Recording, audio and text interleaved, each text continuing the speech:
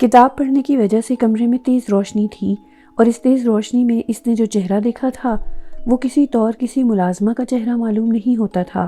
ایک انتہائی سلیقے کے لباس میں ملبوس، بہت ہی صاف ستھرے اور شگفتہ چہرے والی لڑکی تھی جس کی خوبصورت آنکھیں چاند کی طرح چمک رہی تھیں۔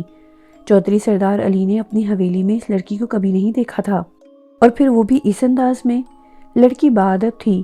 اس نے دودھ کا گلاس چودھری صاحب کی کرسی کے برابر چھوٹی میز پر رکھا۔ گلاس سرپوش سے ڈھکا ہوا تھا۔ چودھری سردار علی نے خود کو سنبھالا اور بولے، تم کون ہو بیٹی؟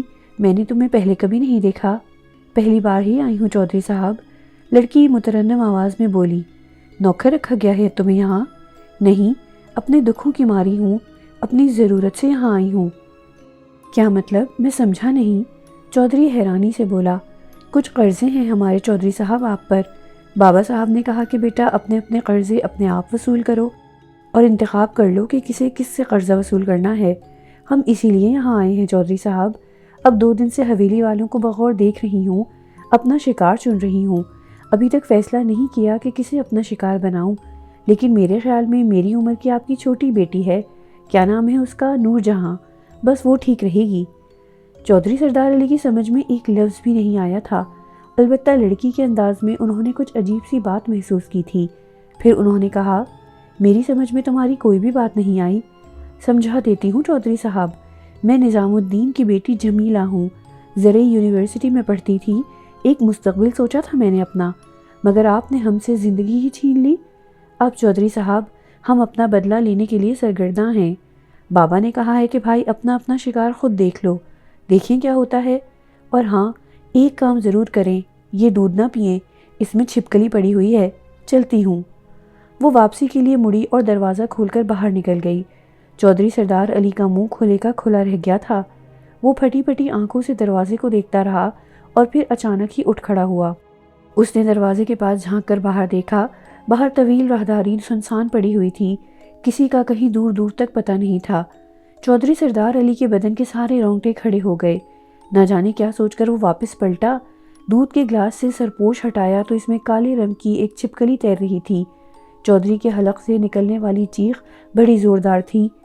رات کے سناٹے میں یہ چیخ دور دور تک سنی گئی تھی اور اس بھیانک چیخ کو سن کر سبھی جاگ گئے تھے۔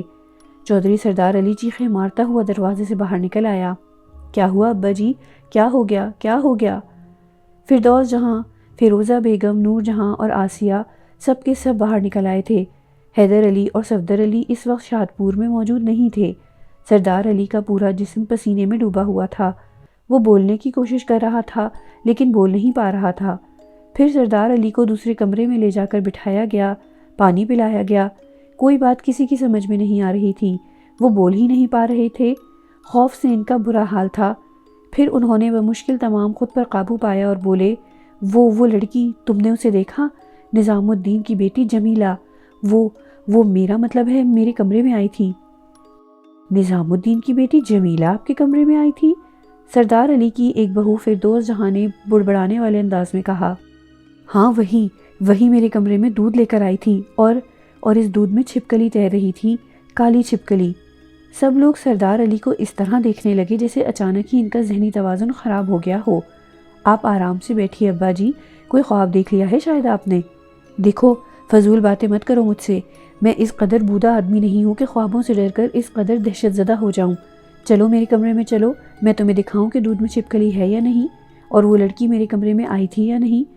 آؤ میرے کمرے میں آؤ۔ سردار علی اپنی جگہ سے اٹھ کھڑا ہوا۔ تقریباً سبھی افراد اس کے ساتھ اٹھ کھڑے ہوئے تھے۔ سردار علی کمرے کا دروازہ کھولتے ہوئے خوفزدہ ہو رہا تھا، چنانچہ اس کی دوسری بیٹی نے دروازہ کھولا اور اندر داخل ہو گئی۔ وہ دیکھو دودھ۔ مگر سردار علی کا جملہ منہ میں ہی رہ گیا کیونکہ دودھ کا گلاس وہاں موجود نہیں تھا۔ سردار علی چاروں طرف دیکھنے لگا، پھر آنکھیں بند کر کے اپنے بستر کی جانب بڑھ گیا اور بستر پر پاؤں لٹکا کر بیٹھ گیا۔ میں قسم کھاتا ہوں میں یہاں بیٹھا ہوا پڑھ رہا تھا کہ وہ کمرے میں داخل ہوئی۔ میں اسے دیکھ کر حیران رہ گیا۔ بڑی خوبصورت سی لڑکی تھی۔ بڑے ادب سے اس نے دودھ کا گلاس رکھا اور پھر مجھ سے اپنا تعارف کراتے ہوئے بولی کہ وہ نظام الدین کی بیٹی جمیلہ ہے اور ہم لوگوں سے اپنی موت کا انتقام لینا چاہتی ہے۔ اس نے کہا کہ نور سردار علی نے جملہ ادھورا چھوڑ دیا اور سب اس کے آگے بولنے کا انتظار کرنے لگے۔ نور؟ کیا مطلب نور؟ کچھ نہیں، سردار علی گہری سانس لے کر بولے۔ ہو سکتا ہے واقعی میرے ذہن پر کوئی برا اثر ہو گیا ہو، اب میں کیا کروں؟ ابا جی، اگر آپ چاہیں تو ہم میں سے کسی ایک کے کمرے میں رہ سکتے ہیں، آپ کو یقیناً کچھ وہم سا ہو گیا ہے۔ خدا کرے ایسا ہی ہو، میں اپنے کمرے میں سو جاؤں گا۔ بے فکر رہو تم لوگ، جو کچھ ہو گیا، مگر تم یقین کرو دودھ کا گلاس لے کر آئی تھی وہ، سب کچھ ہوش و حواس کے عالم میں ہوا تھا، خدا جانے ہی سب کچھ کیا ہے۔ کافی دیر تک سردار علی کے اہل خاندان اس کے پاس بیٹھے رہے، رات کافی ہو گئی تھی، وہ سب اس کی دلجوئی کرتے رہے، لیکن سردار علی کے سینے پر بڑا بوجھ طاری تھا۔ اس کے ذہن میں لڑکی کے کہے ہوئے الفاظ گونج رہے تھے۔ یہ بات بھی اس کے علم میں آ چکی تھی کہ نظام دین نے مرنے سے پہلے بیان دیا تھا کہ اس کے گھر کا بچہ چودھری سردار علی کے اہل خاندان سے انتقام لے گا۔ کیا واقعی ایسا ہو سکتا ہے؟ دوسری صبح وہ تقریباً بیماروں جیسی حیثیت اختیار کر گیا تھا۔ گھر کے لوگ اس کی کیفیت دیکھ کر پریشان ہو رہے تھے۔ اس نے اپنی بیوی سے کہا، دیکھو ایک کام کرو، صفدر اور حیدر کو شہر سے بلوا لو، کہنا کچھ بات کرنی ہے ان سے۔ فون کیے دیتی ہوں، حیدر علی کی بیوی نے کہا۔ چودھری سردار علی اپنے آپ کو سنبھالتا رہا تھا۔ کئی بار وہ اپنے کمرے میں اس کرسی پر بیٹھ کر دروازے کو تکتا رہا تھا۔ وہ اپنے آپ کو یہ باور کرانے کی کوشش کر رہا تھا کہ رات کو جو کچھ ہوا ہے وہ ایک وہم یا خواب نہیں تھا۔ پھر جب ملازمہ دودھ لے کر آئی تو وہ دہشت سے اچھل پڑا۔ اس نے غور سے ملازمہ کو دیکھا، لیکن یہ وہی ملازمہ تھی جو روزانہ اس کے لیے دودھ لاتی تھی۔ سن، پچھلی رات تو دودھ کیوں نہیں لائی تھی؟ سچ بتاؤں صاحب جی، ملازمہ نے کہا۔ سردار علی چونک کر اسے دیکھنے لگا، تو کیا تو جھوٹ بھی بولے گی؟ نہیں مالک، پر بات ہی ایسی ہے، کیا بتاؤں آپ کو؟ کیا بات ہے؟ سردار علی کو اپنے بدن میں سنسنی کا ایک احساس سا ہوا۔ ملازمہ رازداری سے دروازے کی جانب بڑھ گئی، پھر اس نے بیڈ روم کا دروازہ اندر سے بند کیا اور اس کے بعد واپس پلٹی۔ سردار علی اس کی ایک ایک حرکت کو غور سے دیکھ رہا تھا۔ ملازمہ ایسی کون سی راز کی بات بتانا چاہتی ہے؟ لیکن جب وہ پلٹی تو سردار علی کی سانس دہشت سے بند ہو گئی۔ یہ ملازمہ نہیں، وہی خوبصورت لڑکی تھی۔ اس کا چہرہ اور حلیہ دونوں بدل گئے تھے۔ وہ 2 قدم واپسی کے لیے آگے بڑھی، پھر اپنی جگہ رک کر مسکراتی ہوئی بولی، دودھ تو آج بھی میں ہی لائی ہوں چودھری صاحب، پر آپ کی بدنصیبی یہ ہے کہ اس دودھ میں بھی چھپکلی پڑی ہوئی ہے۔ لیکن آپ کو مارنا میری ذمہ داری نہیں ہے، ہم لوگوں نے اپنے اپنے شکار بانٹ لیے ہیں۔ میں نے تو آپ کی بیٹی نور جہاں کا انتخاب کیا ہے، آخرکار وہ ماری جائے گی میرے ہاتھوں سے۔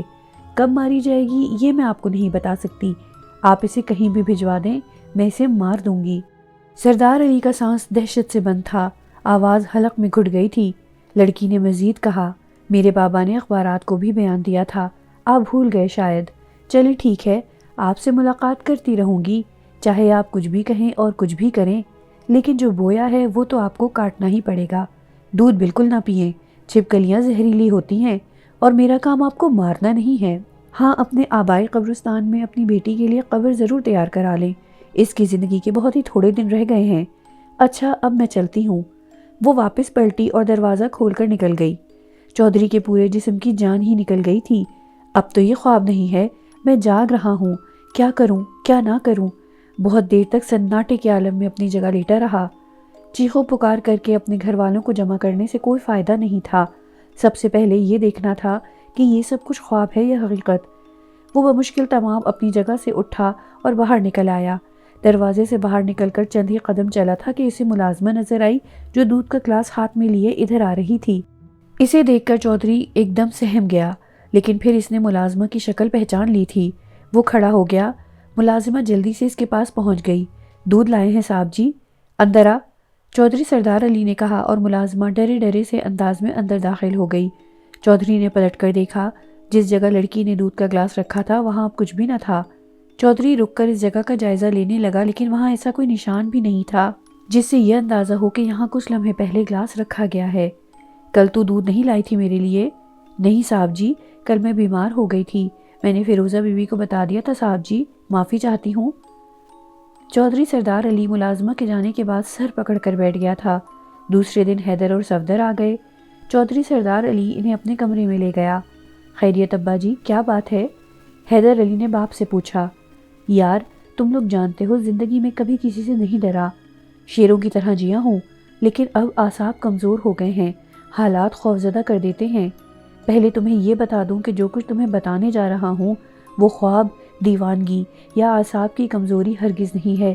جو کچھ میں نے دیکھا اور سنا ہے وہ پورے ہوش و حواس میں دیکھا اور سنا ہے۔ اب میں تمہیں پوری بات بتاتا ہوں۔ چودھری نے انہیں پوری کہانی سنا دی۔ کچھ لمحے خاموش رہنے کے بعد صفدر علی نے کہا، ہم جس دور میں سانس لے رہے ہیں ابا جی، اس میں ایسی کہانیوں کی کوئی گنجائش نہیں ہے۔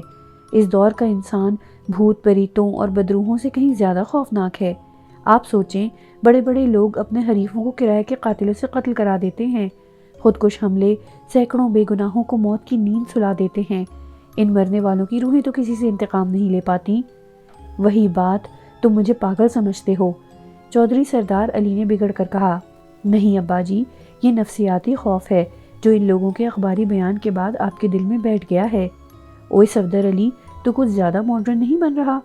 آپ حکم دیں ابا جی، کیا کرے؟ حکم ہی دینا ہوتا تو کسی کو بھی دے سکتا تھا، مشورہ مانگ رہا ہوں۔ اس نے نور جہاں کو اپنا شکار منتخب کیا ہے؟ حیدر علی نے پوچھا۔ ہاں، صاف لفظوں میں کہا ہے۔ تو ہم اسے لے جاتے ہیں، شہر میں رکھیں گے۔ او، یہ حل ہے اس بات کا؟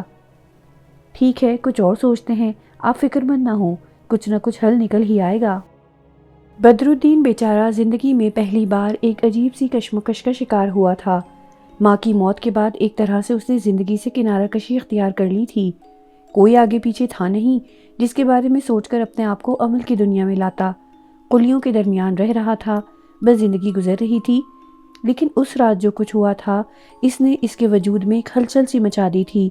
اس کے ذہن پر وہ لمحے نقش ہو کر رہ گئے تھے۔ ویسے تو بہت بار ایسا ہوا تھا کہ ریلوے اسٹیشن پر آنے والی سواریوں میں اچھی شکل و صورت کی لڑکیاں بھی ہوتی تھیں جن سے اس کی تھوڑی بہت بات چیت بھی ہو جاتی تھی۔ یوں بدر الدین کی شکل و صورت بھی بہت اچھی تھی اور قلی کے روپ میں بھی وہ خاصا اچھا لگتا تھا۔ کوئی بھی اسے دیکھ کر دوسری بار ضرور دیکھتا تھا، یہ سوچ کر کہ یہ شخص شکل و صورت سے تو قلی نہیں لگتا بلکہ کسی اچھے خاندان کا فرد معلوم ہوتا تھا۔ بہرحال اس رات نیند سے جاگا تھا۔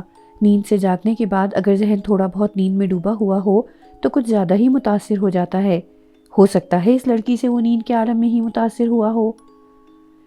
اس کے چہرے پر نقاب لپٹا ہوا تھا، لیکن وہ آنکھیں اس کائنات کی تفسیر معلوم ہوتی تھیں۔ اس قدر خوبصورت آنکھیں کہ لگتا تھا دنیا ان میں سمائی ہوئی ہو۔ اور پھر وہ آواز، معاف کیجیے گا میں نے آپ کو سوتے سے جگایا ہے لیکن آپ کا جاگنا بے حد ضروری تھا۔ وہ آواز کیسی انوکھی آواز تھی، ایسا لگتا تھا جیسے سونے کی گھنٹیاں بج رہی ہوں۔ تمہارا نام بدرو ہے، ابھی تم نے یہی بتایا تھا۔ بدر الدین، کیا تم میرے ساتھ حویلی تک چلنا پسند کرو گے؟ ویسے تو کوئی بات نہیں ہے، لیکن اگر تم چلو تو؟ اسے افسوس ہونے لگا، اس نے اسے ساتھ جانے کے لیے منع کیوں کر دیا؟ کسی نے زندگی میں پہلی بار کوئی فرمائش کی تھی؟ یہ فرمائش کس حوالے سے کی گئی تھی؟ اور پھر بعد میں رحمت چچا کی باتیں۔ مجھے تو وہ کوئی بھوتنی لگتی تھی۔ نہیں، ہرگز نہیں، بھوتنی اتنی حسین تو نہیں ہوتی۔ وہ ٹوٹی حویلی میں اتری تھی۔ ٹوٹی حویلی؟ اچانک ہی بدر الدین کے ذہن میں ایک چھناکا سا ہوا۔ اگر میں اسے ٹوٹی حویلی میں تلاش کروں تو وہ مجھے مل سکتی ہے، اس نے سوچا تھا، اور پھر اس کے سارے وجود پر ایک سحر سا طاری ہو گیا۔ حالانکہ 2-3 دن گزر چکے تھے، لیکن ان 2-3 دنوں میں ایک لمحے کے لیے بھی وہ اسے نہیں بھول سکا تھا اور اسے یاد کرتا رہتا تھا۔ رات کو بینچ پر لیٹ کر نہ جانے کتنی دیر تک وہ اس کے تصور میں ڈوبا رہتا تھا۔ وہ ٹرین جس سے وہ اتری تھی، اس وقت وہ اٹھ کر بیٹھ جاتا تھا اور سوچتا تھا کہ وہ پھر ٹرین سے اترے۔ آج بھی ایسی ہی کیفیت اس پر سوار تھی۔ رات کے 12 بج چکے تھے۔ ریلوے اسٹیشن پر مستقل سناٹا طاری تھا۔ قلی جانتے تھے کہ اب دیر تک کوئی ٹرین نہیں آئے گی، چنانچہ وہ بھی ادھر ادھر جا گھسے تھے۔ ویسے بھی اس وقت ایک آدھ ہی قلی اسٹیشن پر رہ جاتا تھا، کیونکہ وہ اتنی بڑی جگہ نہیں تھی جہاں زیادہ مسافر آتے۔ کم ہی لوگ یہاں اترا کرتے تھے، جانے والی بھی نہ ہونے کے برابر ہوتے تھے۔ اس کے دل میں یہ خواہش شدت سے ابھرنے لگی کہ وہ ٹوٹی حویلی میں جا کر دیکھے۔ اگر وہ بھوتنی ہی ہے تو ہو سکتا ہے ٹوٹی حویلی میں اس نے اپنا مستقل قیام کر رکھا ہو۔ اسے ایک افسوس سا ہونے لگا، اس نے ایسی بات کیوں سوچی؟ وہ بھوتنی نہیں ہو سکتی۔ پھر اسے رہا نہ گیا اور وہ اپنا سرخ کوٹ اتار کر بینچ کے نیچے رکھ کر چل پڑا۔ اب وہ قمیص شلوار میں ملبوس تھا۔ ٹوٹی حویلی تک کا فاصلہ بہت زیادہ نہیں تھا۔ تھوڑی دیر کے بعد وہ بڑی حویلی کے سامنے پہنچ گیا۔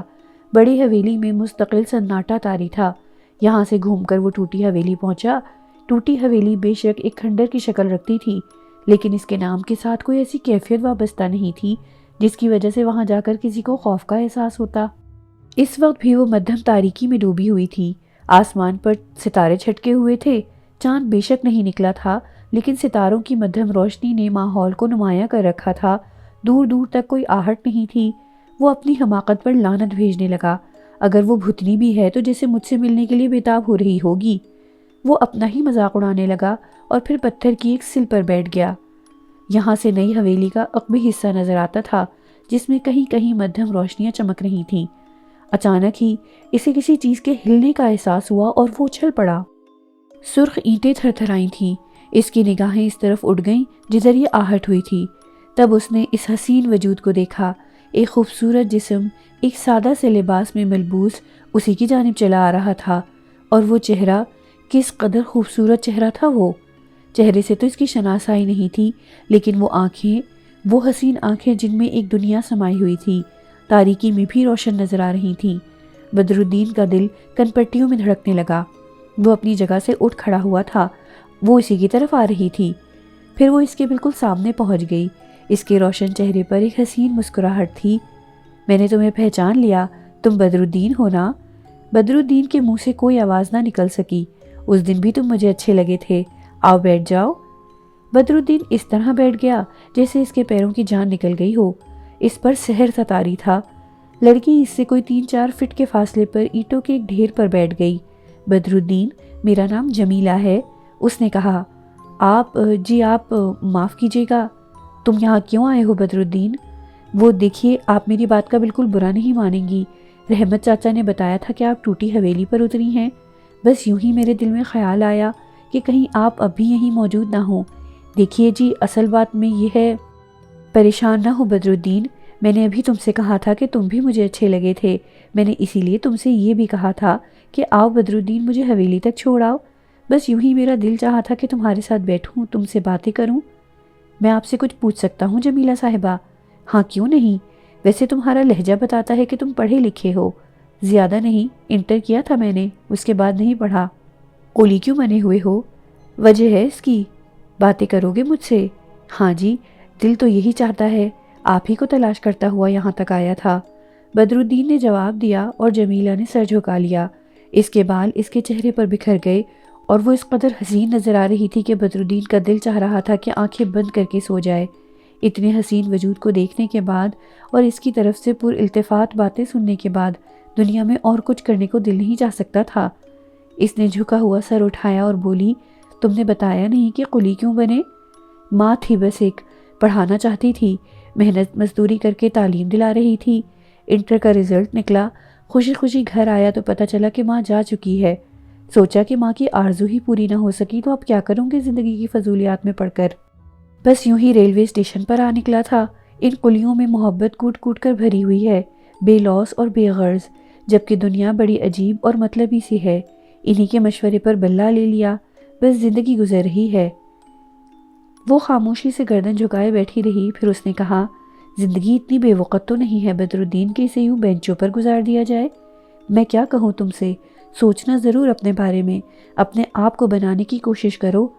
بدرالدین نے گردن اٹھائی اور اسے دیکھا۔ بس جمیلہ صاحبہ، کیا کہیں، دیکھیں گے وقت آ کے کیا کہتا ہے، آپ بھی تو اپنے بارے میں کچھ بتائیے۔ اس نے بدرالدین کی آنکھوں میں دیکھا اور یہ ایسے لمحات تھے کہ بدرالدین خود ہی اپنا سوال بھول گیا۔ وہ بولی، بتا دوں گی، وقت آنے پر بتا دوں گی۔ ایک عجیب بات بتاؤں آپ کو، رحمت چچا آپ سے ڈر گئے تھے۔ بس بیچارے سیدھے سادھے آدمی ہیں، نہ جانے کیا سمجھے تھے وہ آپ کو، بھوت سمجھے ہوں گے جو حویلی میں، بلکہ ٹوٹی حویلی میں آ گھسا ہے۔ ویسے یہ بات تو سوچنے کی ہے کہ آپ ٹوٹی حویلی میں کیوں نظر آ رہی ہیں۔ بس بدرالدین، میں نے کہا نا تمہیں بتا دوں گی بعد میں۔ ایک کام تھا ذرا چودھری صاحب سے، اس کے سلسلے میں یہاں آئی تھی۔ تم بہت اچھے انسان ہو بدرالدین، بس اور کیا کہوں۔ آپ میرے یہاں آنے سے ناراض تو نہیں ہوئی؟ بدرالدین نے سوال کیا۔ یہ حویلی میری ملکیت تو نہیں ہے، چلو اب جاؤ، میں بھی چلتی ہوں۔ کل پھر آؤں؟ بدرالدین نے سوال کیا۔ اس نے نگاہیں اٹھا کر بدرالدین کو دیکھا، کچھ دیر سوچتی رہی، پھر بولی، ٹھیک ہے آ جانا، لیکن احتیاط سے۔ آپ فکر نہ کریں، بدرالدین نے کہا۔ وہ اپنی جگہ سے اٹھ کھڑی ہوئی تو بدرالدین نے ڈرتے ڈرتے اس کے پیروں پر نگاہ ڈالی۔ رحمت علی چچا نے بتایا تھا کہ چڑیل کے پاؤں الٹے ہوتے ہیں، لیکن جمیلہ کے پاؤں تو سیدھے تھے۔ اس نے ان میں بہت خوبصورت چپلیں بھی پہنی ہوئی تھیں اور ان چپلوں میں اس کے سفید پاؤں اتنے حسین نظر آ رہے تھے کہ بدرالدین کا دل چاہا کہ انہیں چوم لے۔ جمیلہ واپس چل پڑی۔ وہ ٹوٹی ہوئی حویلی کے اندرونی حصے کی جانب جا رہی تھی، لیکن بدرالدین کے دماغ میں اس وقت سوچنے سمجھنے کی تمام قوتیں ختم ہو چکی تھیں، ورنہ سوچتا ضرور کہ چودھری سردار علی کی یہ مہمان اس ٹوٹی حویلی کے اس مخدوش حصے کی طرف کیوں جا رہی ہے، جبکہ اصولی طور پر اسے چودھری سردار علی کی حویلی میں ہونا چاہیے تھا۔ اس وقت اس کے ذہن پر اس کی مترنم آواز، اس کی خوبصورت نقوش اور اس کی حسین آنکھیں گردش کر رہی تھیں۔ حویلی سے اسٹیشن تک کا فاصلہ کس طرح طے ہوا پتہ بھی نہیں چل سکا۔ وہ اسٹیشن پہنچ گیا۔ ہر طرف ہو کا عالم طاری تھا، کوئی قولی ریلوے پلیٹ فارم پر موجود نہیں تھا۔ اپنی بینچ پر لیٹ کر وہ چشم تصور سے اس کا حسین سراپا دیکھنے لگا، اس سے ہونے والی گفتگو یاد کرنے لگا۔ کتنا نرم، کتنا میٹھا لہجہ تھا اس کا، کیسی اپنائیت سے باتیں کر رہی تھی، اس کے الفاظ اس کے کانوں میں گونج رہے تھے۔ زندگی اتنی بے وقت تو نہیں ہے بدرالدین کہ اسے یوں بینچوں پر گزار دیا جائے۔ سوچنا ضرور اپنے بارے میں، اپنے آپ کو بنانے کی کوشش کرو۔ کیوں؟ آخر کیوں؟ یہ جملے اس نے کیوں کہے؟ کیا اس کے دل میں بھی بدرالدین کے لیے کوئی مقام پیدا ہو چکا ہے؟ کیا ایسا ممکن ہے؟ لیکن وہ ہے کون؟ ساری رات وہ اسے خوابوں میں دیکھتا رہا، نہ جانے کس کس روپ میں۔ پھر دن کاٹنا مشکل ہو گیا، رات کا بے چینی سے انتظار کرتا رہا۔ کوئی چیز اچھی نہیں لگ رہی تھی، بس یہ آرزو تھی کہ جلدی سے رات ہو جائے۔ نہ جانے کتنے جتن کے بعد رات ہوئی اور وہ بے چینی سے وقت گزرنے کا انتظار کرنے لگا۔ انتظار کا وقت بھی کس طرح جان کا عذاب بن جاتا ہے، اس کا اندازہ اسے آج کی پوری رات ہوا تھا۔ حویلی کی طرف جاتے ہوئے اس نے یہ بھی سوچا تھا کہ کہیں یہ عذاب زندگی کا روگ ہی نہ بن جائے۔ آخر وہ ہے کون؟ ٹوٹی حویلی کا راز کیا ہے؟ وہ ٹوٹی حویلی میں کیوں اندر گئی تھی؟ حویلی کو اس نے اندر سے نہیں دیکھا تھا، کبھی واسطہ ہی نہیں پڑا تھا۔ جب وہ چودھری سردار علی کی مہمان ہے تو پھر ٹوٹی حویلی سے اس کا کیا واسطہ؟ کئی بار ذہن میں رحمت علی چچا کے الفاظ ابھرے، لیکن پچھلی رات کا تجربہ بھی ایسا نہیں تھا جس سے یہ احساس ہوتا کہ وہ کوئی پراسرار شخصیت ہے۔ بہرحال سفر طے ہوا اور وہ حویلی پہنچ گیا۔ دل میں ایک لگن تھی، ورنہ اسے کیا پڑی تھی کہ کسی خوفناک جگہ گھستا پھرتا اور اپنی زندگی خطرے میں ڈالتا۔ طبیعت میں ایک جولانی پیدا ہو گئی تھی، اس سے ملنے کا تصور بڑا دلکش لگ رہا تھا۔ نئی حویلی میں ابھی زندگی دوڑ رہی تھی، روشنیاں نظر آ رہی تھیں، سامنے کے حصے میں کچھ لوگ بھی موجود تھے۔ بہرحال وہ پرانی حویلی میں داخل ہو گیا۔ پچھلی رات اتنا اندر تک نہیں آیا تھا۔ اس نے لڑکی کو اندر جاتے ہوئے دیکھا تھا، چنانچہ وہ اسی راستے سے آگے بڑھ گیا۔ آگے کی صورتحال ذرا مختلف تھی، کہیں کہیں چھتیں، ستونوں پر سائبان بنے ہوئے تھے، لیکن ان میں بھی سوراخ تھے۔ اینٹوں کے ڈھیر بہت وسیع علاقے میں پڑے ہوئے تھے۔ حویلی کی اینٹوں سے گزر کر وہ اندر داخل ہو گیا۔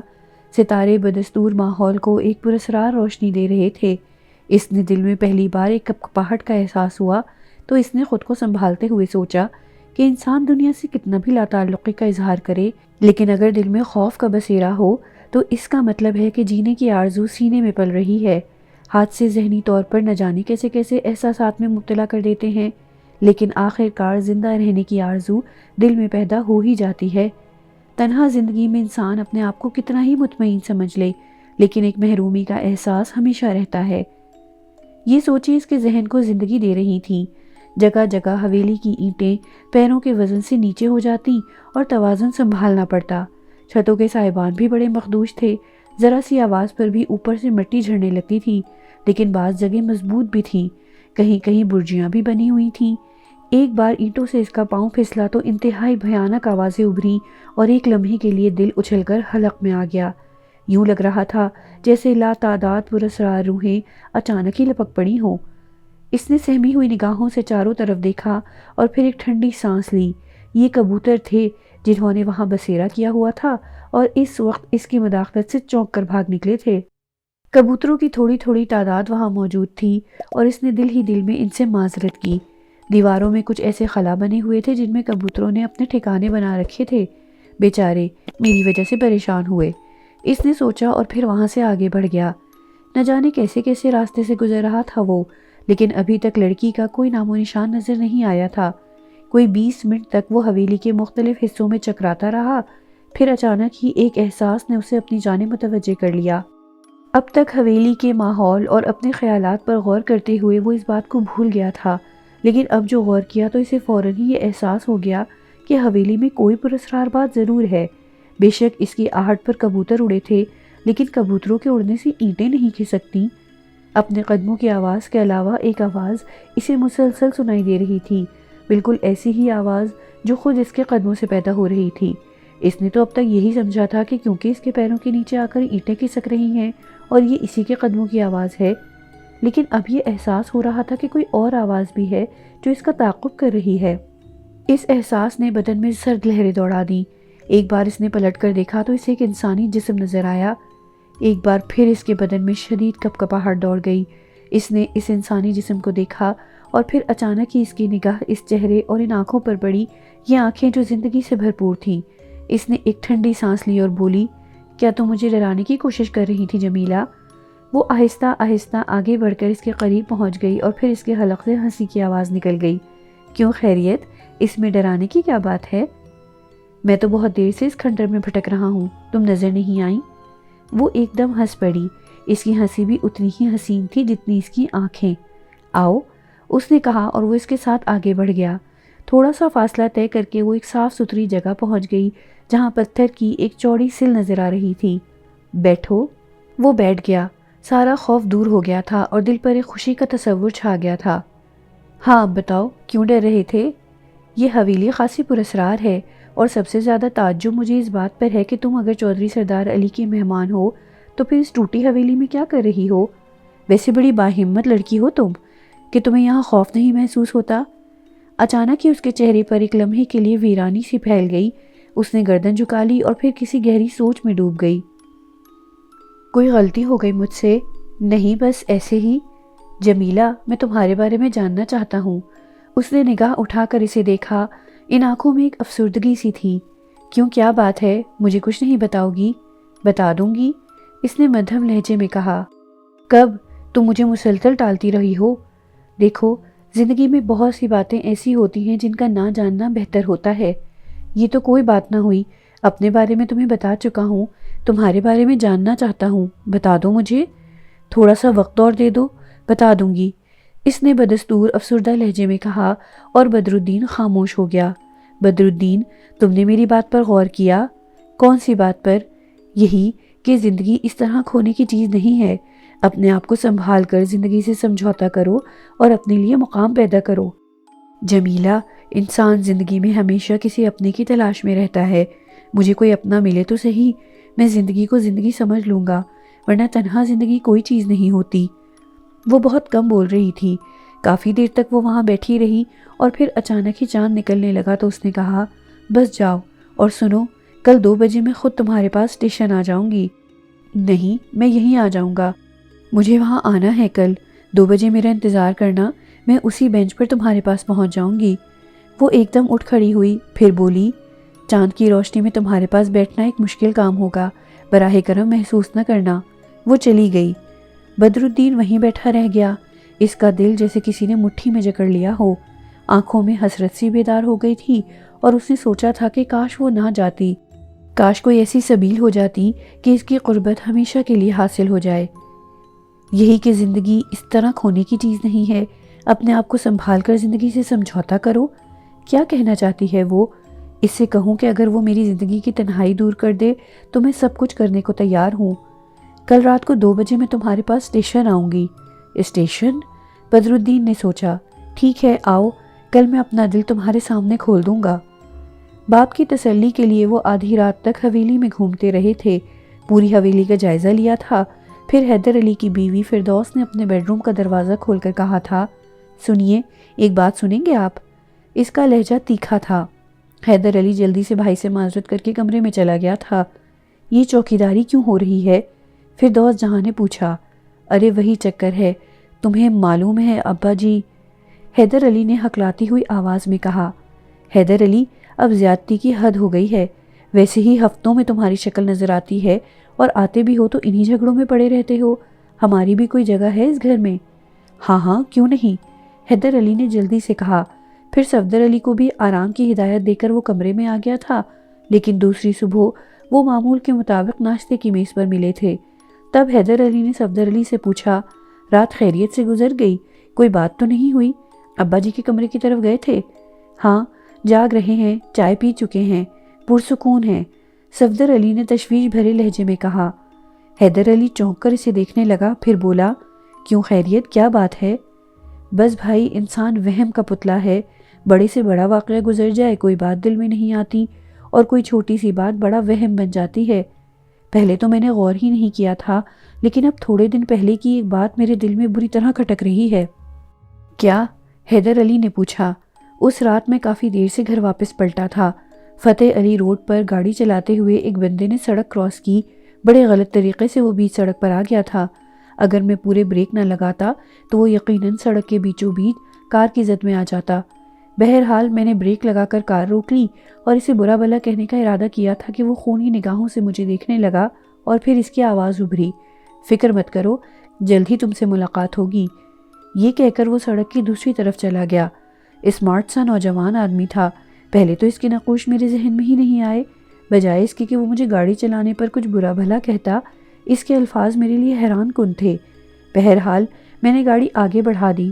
وہ سڑک کے دوسری طرف دکانوں کی آڑ میں گم ہو گیا تھا۔ تھوڑی دیر تک اس کے نقوش میرے ذہن میں چکراتے رہے، پھر میں بھول گیا۔ تم سے بھی تذکرہ نہیں کیا، لیکن رات کو نہ جانے کیوں وہ مجھے یاد آ گیا، اور اس کے ساتھ ہی ساتھ اس کی شکل بھی یاد آ گئی۔ جانتے ہو اس کی شکل کس سے ملتی تھی؟ چلو تم بھی کوئی کہانی سنا دو یار، میں کہتا ہوں کہ ہم سب کو ہو کیا گیا ہے۔ میں تم سے جھوٹ نہیں بول رہا، اور نہ ہی میں فضول باتیں کر کے گھر کی فضا کو کسی طرح پریشانی میں مبتلا کرنا چاہتا ہوں۔ وہ احمد دین تھا، نظام الدین کا بیٹا احمد دین۔ میں نے مقدمے کے دوران حال ہی میں اسے دیکھا تھا، ورنہ کھڑی حیدر بیگ میں تو کبھی اس سے ملاقات نہیں ہوئی تھی۔ تم یقین کرو حیدر بھائی، اس کے بعد سے ایک عجیب سی خلش دل میں بیدار ہو گئی ہے۔ میرے باپ، خدا کے لیے کسی نئی کہانی کو جنم نہ دو، ابا جی کا حال ویسے ہی خراب ہے، کہیں کچھ اور گڑبڑ نہ ہو جائے۔ لیکن گڑبڑ ہو گئی تھی۔ اچانک ہی ایک طرف سے چیخو پکار کی آوازیں بلند ہونے لگیں۔ دونوں نے چونک کر یہ آوازیں سنی اور اپنی جگہ سے اٹھ کر باہر نکل آئے۔ ایک ملازمہ اور ایک ملازم حلق پھاڑ پھاڑ کر چیخ رہے تھے اور تیزی سے حویلی کے آخری حصے کی جانب سے دوڑتے ہوئے کوریڈور میں آ رہے تھے۔ ان کی دہشتناک آوازیں سن سن کر سب نے کمروں سے باہر نکلنا شروع کر دیا تھا۔ دونوں کی حالت کافی خراب تھی۔ ملازمہ نے ٹھوکر کھائی اور منہ کے بل زمین پر آ رہی۔ ملازم نے اسے اٹھانے کی بجائے اپنی دوڑ جاری رکھی، اور پھر لمحوں کے بعد وہ ان کے قریب پہنچ گیا۔ صاحب جی، صاحب جی، صاحب جی، اس کی دہشتناک آواز ابھری۔ اس کا چہرہ انتہائی خوف کا شکار ہو رہا تھا۔ حیدر علی نے آگے بڑھ کر اسے سنبھالا اور بولا، کیا بات ہے کریم، کیا ہو گیا؟ ادھر صاحب جی، ادھر۔ ملازم کریم خان نے ہاتھ سے حویلی کے آخری کمرے کی طرف اشارہ کر کے کہا۔ ملازمہ بھی اٹھ کر گھٹنے پکڑے روتی ہوئی آگے آ رہی تھی۔ صاحب جی، نوری، نور جہاں بی بی، صاحب جی، نور جہاں بی بی۔ ملازمہ کی آنکھیں آنسوؤں سے تر تھیں، منہ خوف سے ٹیڑھا ہو رہا تھا۔ نور جہاں کا نام سن کر حیدر علی اور صفدر علی دہشت زدہ ہو گئے تھے۔ صفدر نے آگے بڑھ کر نوکر کا گریبان پکڑتے ہوئے کہا، کریم، بتاؤ کیا ہوا ہے؟ خون صاحب جی، قتل، قتل۔ اس نے پھر اس طرف اشارہ کیا اور حیدر علی اور صفدر علی نے حویلی کے پچھلے حصے میں دوڑ لگا دی۔ ملازمہ کے تو گھٹنے میں چوٹ لگی ہوئی تھی، لیکن ملازم کریم اور باقی دوسرے لوگ جنہوں نے کچھ آوازیں سنی تھیں دوڑتے ہوئے اس طرف جانے لگے۔ کریم نے ایک پرانے کمرے کی جانب اشارہ کر کے کہا، ادھر صاحب جی، ادھر، وہ والا کمرہ، چھوٹا کمرہ۔ ایک چھوٹا کمرہ حویلی کے آخری حصے میں تھا اور اس کا کوئی مصرف نہیں تھا، خالی پڑا رہتا تھا۔ اس میں کوئی فرنیچر نہیں تھا، یہاں تک کہ چھت میں پنکھا بھی نہیں لگا ہوا تھا۔ اسی کمرے میں وہ وحشتناک منظر ان کی نگاہوں کے سامنے تھا۔